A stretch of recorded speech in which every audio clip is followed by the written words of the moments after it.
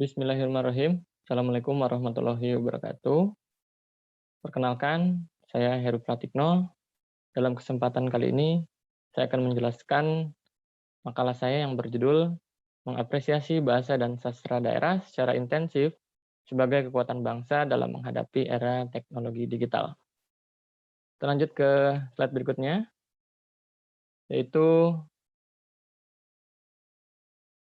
abstrak. Dalam abstrak, ada beberapa permasalahan, diantaranya karena perkembangan teknologi digital yang begitu masif, kemudian hal itu akan memiliki dampak yang luar biasa.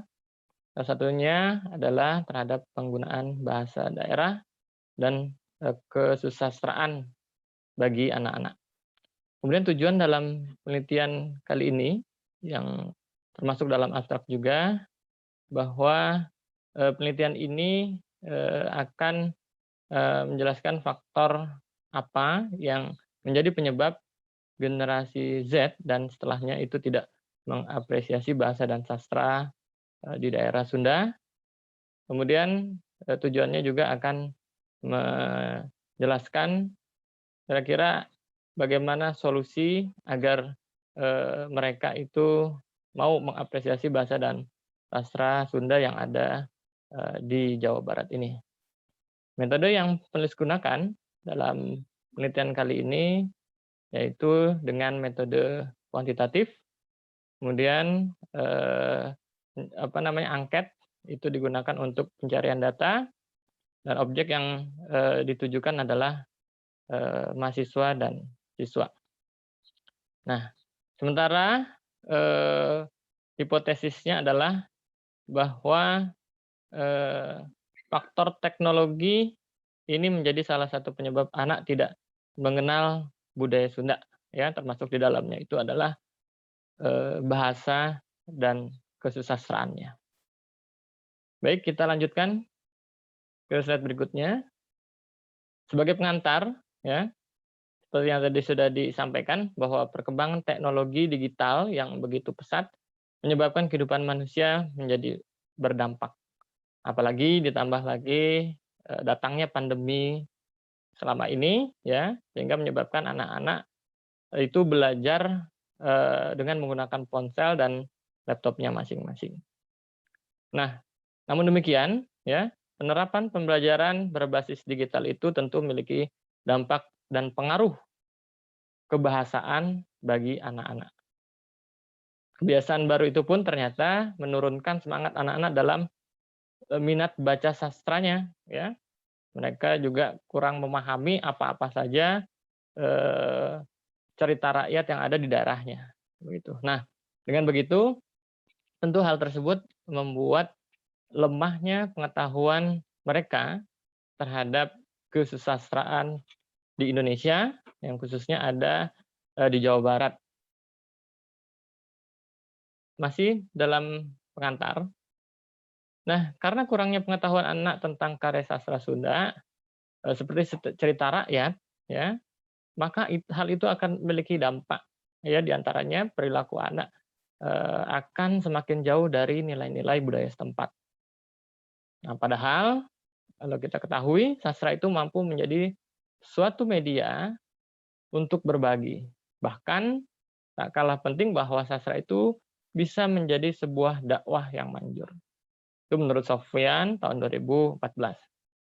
Di samping itu, dari segi bahasa, komunikasi yang mereka gunakan kemudian tidak kental dengan logat Kesundaannya, ya. Mereka cenderung menggunakan bahasa-bahasa modern sekarang ini.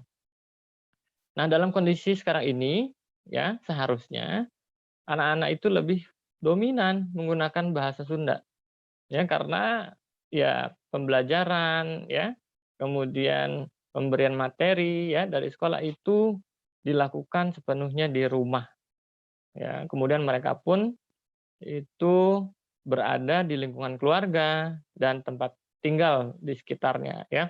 Jadi sangat aneh ketika mereka itu tidak bisa menggunakan bahasa daerahnya. Nah, kemudian apabila tidak diterapkan penggunaan bahasa dan pengetahuan tentang kesusastraan Sunda, hal itu mungkin akan memunculkan generasi baru yang tidak peka terhadap warisan budaya bangsa. Ya, salah satunya generasi yang dimaksud itu adalah generasi Z, ya, dan generasi setelahnya, begitu. Nah, mereka lebih senang, ya, aktivitas-aktivitas yang mereka lakukan itu eh, individual, begitu ya, menyendiri, ya, ketimbang berkumpul bersama teman-temannya.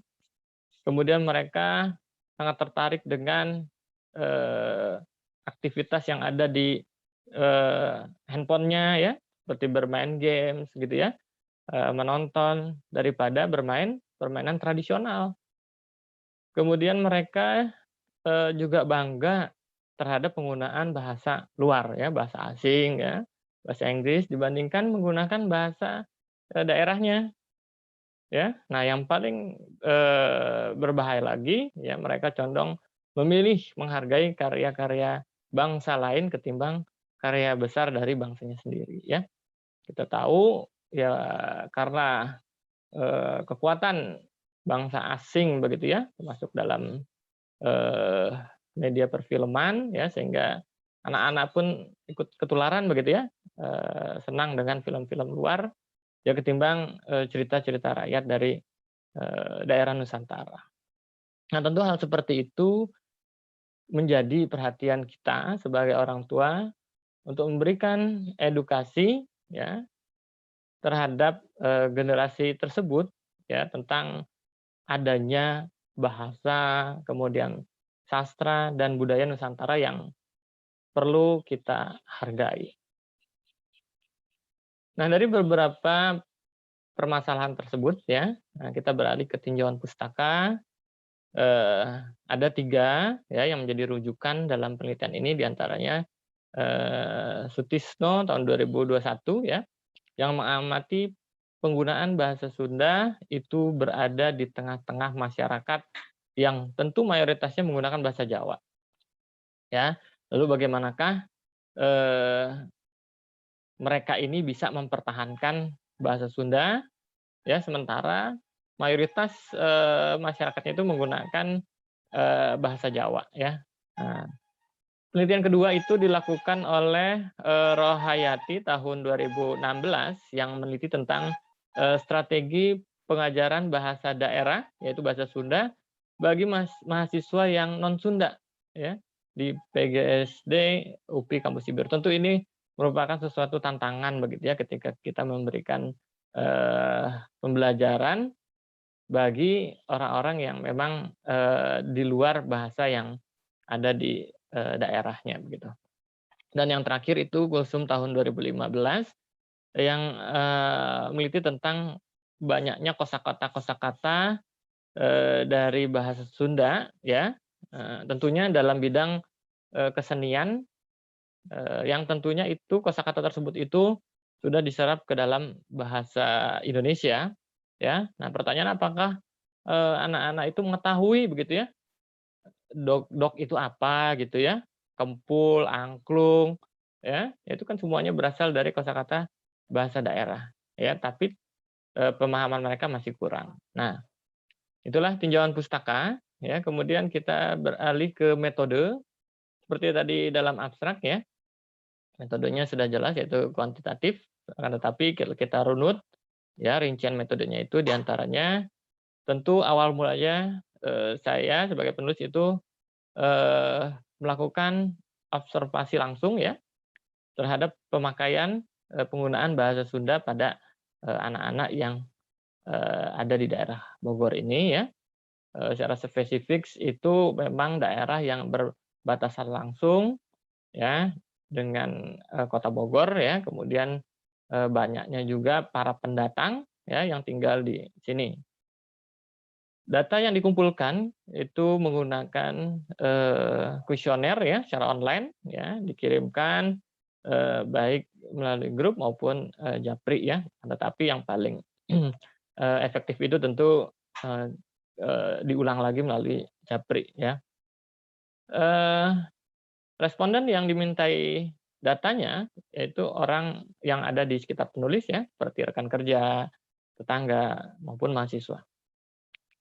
Dan objek dari responden tersebut adalah generasi Z, ya, yaitu generasi yang terlahir pada tahun 1995 sampai dengan tahun 2010, dan generasi setelahnya, ya, yaitu generasi anak-anak yang masih sekolah, ya. Kalau generasi Z saya kira sudah ada yang berkuliah saat ini.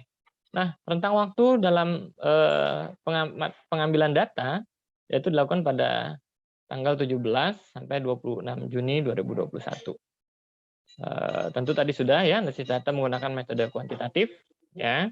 Tentunya analisis itu harus merujuk pada hasil survei yang telah dilakukan. Nah, kemudian dari banyaknya responden, ya, yang saya sebarkan, ya, melalui kuesioner, namun hanya ada 72 orang yang bersedia ataupun aktif dalam merespon pertanyaan tersebut, ya. Nah, dari 72 ini tentu beragam hasilnya, ya. Kita lanjut. Yang pertama, hasil dari sebaran kuesioner itu, pertanyaannya adalah bagaimana, apakah yang digunakan anak-anak dalam kesehariannya itu kira-kira menggunakan bahasa apa, begitu ya. Nah, ternyata bahasa Indonesia itu sangat mendominasi, begitu ya, digunakan oleh anak-anak generasi Z dan anak-anak yang setelah generasi Z ini, ya. Nah, padahal kalau kita ketahui, daerah yang saya survei itu berada di lingkungan Jawa Barat, ya, Bogor, ya, memang ya berbatasan dengan ibu kota Jakarta, begitu. Nah, kemudian, bahasa Sunda masih menjadi sesuatu yang kurang populer, ya, di kalangan mereka, ya, nanti mungkin ada alasan-alasan tertentu begitu, ya. Nah, di urutan berikutnya ini yang memang mendekati, ya, adalah bahasa daerah lainnya selain bahasa daerah Sunda. Nah, mengapa demikian, ya? Padahal kan kalau secara geografis bahwa Bogor ini memang terletak masih di wilayah Jawa Barat yang identiknya itu bahasa Sunda sangat kental, ya, tapi justru bahasa daerah lainnya itu juga ada begitu, ya. Nah, kalau kita merujuk pada latar belakang responden, memang banyak sekali para pendatang di sini, ya, baik dari Jawa Tengah, Jawa Timur, begitu ya, kemudian di Sumatera, ya, sehingga mereka masih eh, menerapkan, ya, bahasa daerah mereka itu kepada anak-anak mereka. Ya, adapun ini yang paling di urutan terakhir adalah bahasa asing, ya. Nah, seperti bahasa Inggris juga ini ada juga 4 anak begitu ya yang menggunakan bahasa asing sebagai bahasa pengantar dalam kehidupan sehari-hari mereka, ya. Kalau kita lihat memang basic ataupun background-nya ini mungkin berlatar belakang dari orang tua yang memang berpendidikan tinggi, ya. Oke, kita lanjutkan dari pengamatan berikutnya. Nah, dari tadi, ya, isian penggunaan bahasa dalam kehidupan sehari-hari oleh anak, ini adalah rinciannya, begitu ya. Nah, eh, bahasa Indonesia lagi-lagi mendominasi, ya, penggunaannya bagi anak-anak yang mereka itu menggunakan 2 bahasa atau bilingual, gitu.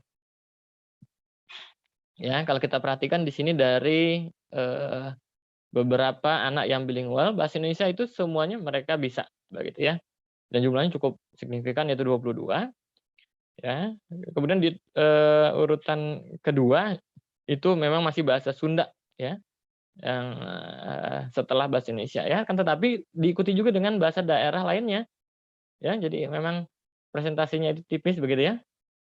Kalau kita balik lagi itu tadi bahasa sehari-hari bahasa Sundanya ada 14 anak dan bahasa daerah lainnya itu ada 13 begitu ya.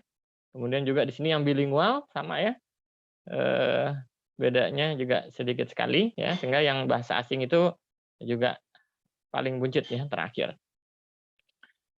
Oke, kita lanjut ke diagram kedua ya.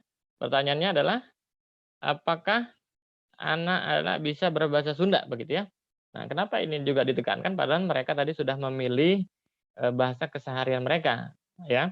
Nah, karena memang, di Bogor ini sekolah-sekolah masih memberikan ya kurikulum tentang bahasa Sunda ya, oleh karena itu ya bagi mereka yang memang walaupun dari keluarga yang bukan Sunda setidaknya mempelajari bahasa Sunda itu di sekolah.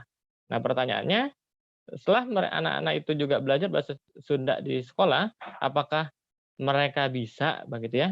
Nah, ini surveinya tentu, luar biasa sekali ya, lebih dari setengah dari responden ya, itu sebanyak 37 anak dari 72 jawaban ini ya, itu ternyata tidak bisa berbahasa Sunda. Ya, luar biasa sekali ya, karena ya tadi itu beberapa alasan, banyaknya para pendatang begitu ya. Kemudian orang tua mereka ya karena tidak bisa berbahasa Sunda, maka anaknya pun juga dalam pergaulan, di keluarganya juga tidak menggunakan bahasa Sunda ya. Jadi ini juga salah satu menjadi alasan ya. Nah, sementara itu yang bisa, eee, berbahasa Sunda, baik berbicara maupun menulis itu hanya ada 15 anak ya dari 72 jawaban ya. Nah, ini persentasenya sangat sedikit ya. Nah, kalau diketahui ya memang ini berasal dari orang tua yang, kedua-duanya itu berasal dari, suku Sunda ya asli, kemudian mereka memang lama dan menetap, di wilayah Bogor ini, begitu.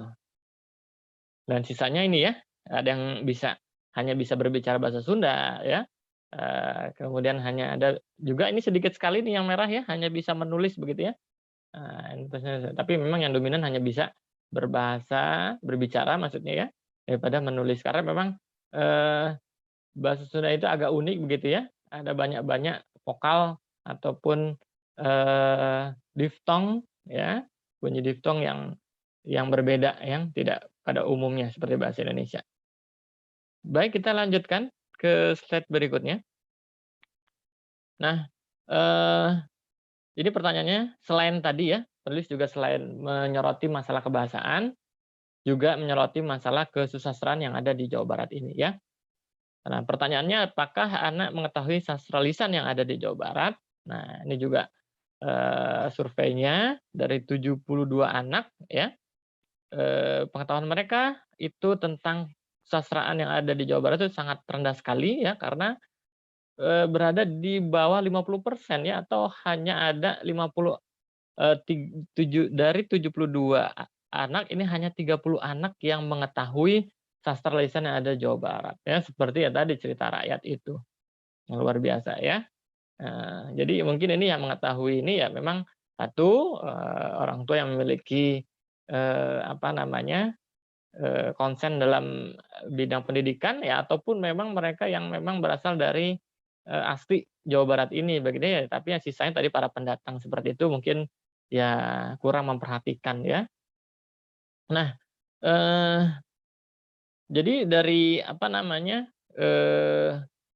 persentase 50 di bawah 50% ini atau 30 anak ini mereka tidak cukup hanya sekedar tahu saja, ya, oh bahwa cerita Sangkuriang begini begini begini ya, begitu. Tetapi mereka harus bisa memahami betul-betul, eee, isi cerita itu secara mendalam, ya, tidak hanya sekedar lewat saja ya. Sehingga, mereka anak-anak yang mengetahui cerita ini, itu akan mengambil hikmah ya ataupun pesan moral dari cerita tersebut.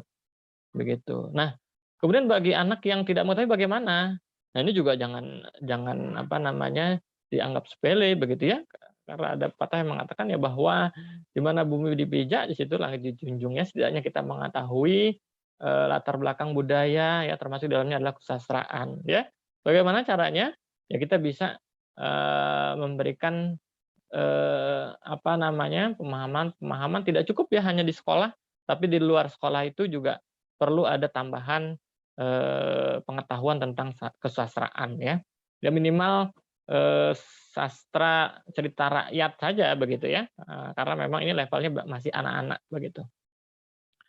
Oke, berikutnya, nah ini ya, dari tadi pengetahuan anak tentang cerita rakyat ya, kemudian kita Eee, apa sih, cerita apa yang mereka ketahui, ya, begitu ya, bagi yang memilih tadi tahu tentang, eee, sastra lisan di Jawa Barat ini. Ya, ternyata ini banyak sekali ya, ada 10 cerita yang anak-anak ketahui ya, tetapi presentasinya itu, sangat, jomplang sekali ya, satu unit tinggi sekali begitu ya, hanya satu orang yang tahu ya.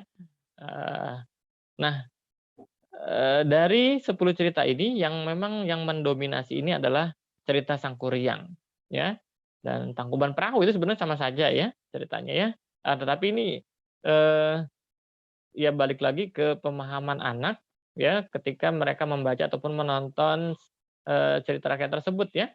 Mungkin saja si anak itu lebih, eee, tertarik kepada tokoh dari cerita tersebut ya sehingga ya mereka mengisi tentang, apa yang diketahui anak tentang cerita tersebut ya, judulnya Sangkuriang begitu ya, tapi kalau mereka memang mengetahui isinya begitu ya, maka ceritanya lebih, mengarah kepada legenda tentang Tangkuban Perahu ya. Nah jadi, kalau kita simpulkan itu lumayan banyak begitu ya, ada, 30 anak ya yang mengetahui cerita Sangkuriang ini ya. Kemudian diikuti, Lutung Kasarung ya, ini 8 anak dan cerita Sikabayan ini 6 anak ya mengetahui ya. Nah, tidak menutup kemungkinan bahwa ada beberapa anak ini yang mengisi, eee, yang memahami lebih dari satu cerita ini ya. Bisa jadi misalkan, mereka paham juga tentang Sangkuriang ya, paham juga tentang Kabayan ya, dan seterusnya. Baik, ini adalah, survei terakhir ya. Ini kira-kira dari mana anak mengetahui cerita tersebut ya, cerita yang 10 tadi itu. Ya, saya memberikan 3 pilihan, apakah anak mengetahui cerita tersebut itu dari membaca, ya buku teks begitu ya. Kemudian yang kedua mereka mengetahui dari, didongengkan ya oleh orang tuanya, ya dan yang terakhir, dengan menonton video ya, video, cerita rakyat ya. Nah dari survei tersebut ya, ternyata yang paling banyak dipilih anak itu adalah dengan cara membaca buku teks. Nah, ini tentu harus kita apresiasi ya anak-anak yang memang masih apa namanya, tertarik ya dengan membaca buku ya, karena memang kan sekarang zamannya teknologi, digital ya, dikit-dikit nonton nonton begitu ya. Nah, tentu anak-anak yang suka, memilih, eee, mengetahui cerita rakyat tersebut itu dari membaca buku ini kita harus apresiasi, harus kita dukung, dan harus fasilitasi ya. Jadi jangan sampai, apa namanya, kita sendiri, tidak memfasilitasi mereka begitu ya, ya kita ajak ke perpustakaan ya, kita belikan buku-buku begitu ya. Nah ini maka mereka ini akan semakin senang begitu ya. Lalu bagaimana anak yang belum membaca buku, ya itu tadi ya. Jadi kita jangan sebagai orang tua begitu ya, jangan, "Ya sudahlah," begitu ya. Tapi anak-anak yang seperti itu justru harus kita, perhatikan lebih begitu. Lalu yang kedua, ini pilihan mereka adalah, didongengkan ya, yang cukup besar juga ya presentasi ini, dan yang terakhir justru menonton video ya, sangat kecil ya. Memang yang paling efektif dari ketiga teknik memahami cerita adalah yang pertama memang dengan cara membaca dan dengan cara didongengkan ya. Karena kedua, teknik apa namanya, memahami cerita ini, memiliki manfaat yang luar biasa ya ketimbang kita hanya sekedar menonton ya. Salah satunya ya, anak akan semakin dekat begitu ya dengan orang tuanya ketika didongengkan cerita-cerita rakyat begitu ya. Mereka akan memiliki imajinasi yang kuat ya tentang sesuatu ya, apalagi membaca ya. Nah itu luar biasa sekali manfaatnya ya. Nah itu ya, nah maka dengan adanya, eee, pengetahuan anak ya dari segi kesastraan minimal cerita rakyat, Sunda, maka secara tidak langsung anak juga akan mengetahui bahasa daerahnya. Ya, oleh karena itu kedua hal ini sangat berkaitan begitu ya. Pembacaan sastranya itu juga dikuatkan bagi anak ya, maka anak akan, bisa juga berbahasa Sunda ya, maka budaya, di daerah Sunda juga akan mereka hargai, ya. Nah, itu ya, hasil dari, kuesioner yang saya berikan. Kemudian ini adalah simpulannya ya, dari beberapa penjelasan tadi ya. Yang pertama simpulannya, bahwa bahasa Sunda daerah Bogor ini masih sesuatu yang kurang populer begitu ya, di kalangan generasi Z dan setelahnya, ya. Nah, kemudian juga, dari survei tersebut ya, lebih dari setengahnya begitu ya, itu anak-anak tidak bisa berbahasa Sunda ya, baik tulisan maupun, berbicara ya. Lalu apa? Lalu ya bahasa Indonesia ya yang mereka kuasai ya. Tapi saya kira ini perlu ada, proporsional begitu ya, penggunaan bahasa Indonesia dan bahasa daerah. Ya, karena kenapa? Karena bahasa daerah ini juga saya kira menjadi penting ya bagi, warisan ya, budaya bangsa begitu. Nah kemudian, ini tadi ya, karena memang bahasa Indonesia ini menjadi dominan, nah maka bahasa Indonesia ini sudah menjadi lingua franca di kalangan mereka ya. Nah, lalu bagaimana bagi anak yang bilingual ya, ternyata lagi-lagi bahasa Indonesia itu, dominan sekali mereka ketahui ya gunakan, sementara bahasa Sunda itu, beda tipis sekali ya dengan bahasa daerah lainnya ya, seperti di Bogor ini banyak anak-anak yang juga bisa juga bahasa Jawa ya, bahasa, Melayu ya, bahkan presentasi bahasa asing pun juga ada ya, tapi sedikit. Kemudian, selain tadi ya bahasa, ini kita menyoroti juga masalah sastra lisan ya, itu, anak-anak yang bisa sastra lisan itu sedikit saja jumlahnya ya, yang tahu tentang sastra lisan hanya 30 anak dari 72 ya, ya artinya di bawah 50%. Nah kemudian cerita apa sih yang anak-anak ketahui itu yang paling banyak adalah Sangkuriang ya, kemudian Lutung Kasarung dan Sikabayan ya, sisanya ya, sedikit sekali ya, Talaga Warna ya, itu sangat satu orang ya yang mengetahui. Kemudian, mereka mengetahui cerita tersebut dari mana gitu ya, nah tentu dari bisa jadi, membaca buku teks ya, kemudian didongengkan dan menonton, video atau film ya. Nah tentu tadi sudah ya, dari ketiga teknik, pemahaman tersebut yang paling efektif dan paling berkesan bagi anak adalah ketika cerita itu mereka baca dan didongengkan oleh orang tuanya, ya daripada menonton ya, sekali lagi ya. Tentu tadi ya, setelah mereka bisa mengapresiasi cerita-cerita tersebut, maka akan ada dampak positif ya, mereka akan bisa berbahasa Sunda dan mereka akan menghargai budaya Sunda yang ada di Jawa Barat ini, ya. Itu kesimpulannya ya, kemudian ini adalah referensi-referensi ya, juga cukup banyak yang saya kutip. Itu saja barangkali ya, penjelasan dari saya. Sekian, terima kasih atas perhatian Anda. Assalamualaikum warahmatullahi wabarakatuh.